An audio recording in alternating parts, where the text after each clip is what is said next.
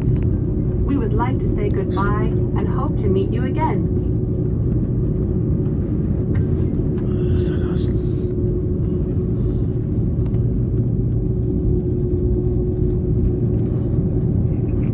Sayın yolcularımız, uçağımız henüz parka ulaşmamıştır.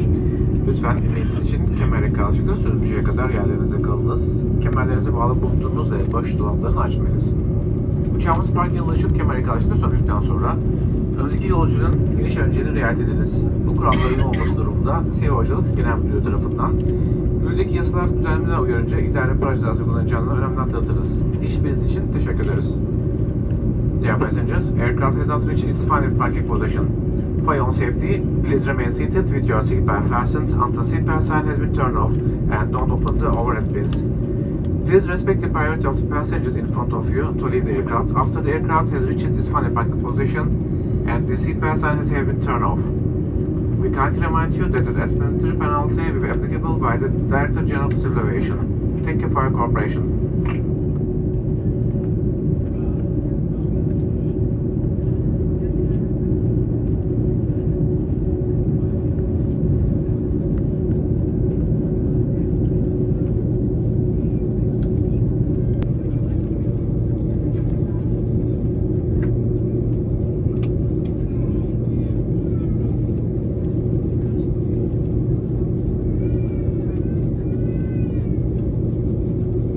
Sayın yolcumuz, Londra Heathrow Havalimanı'ndan bağlantılı bir uçuş olmayan yolculuktadır. Teşekkür ederiz.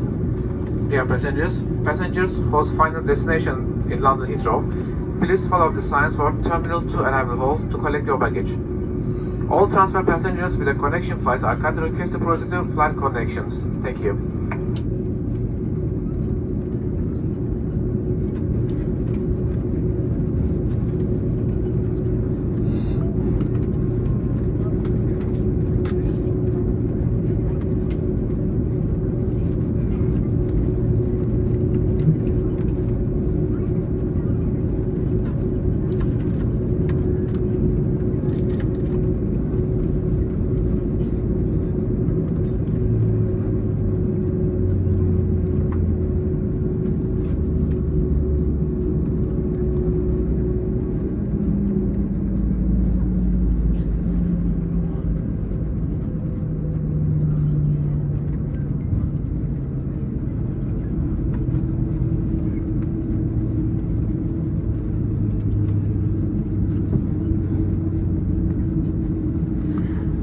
And that's the magnificent London Heathrow Airport. Koiki Media bringing the world closer to your doorsteps.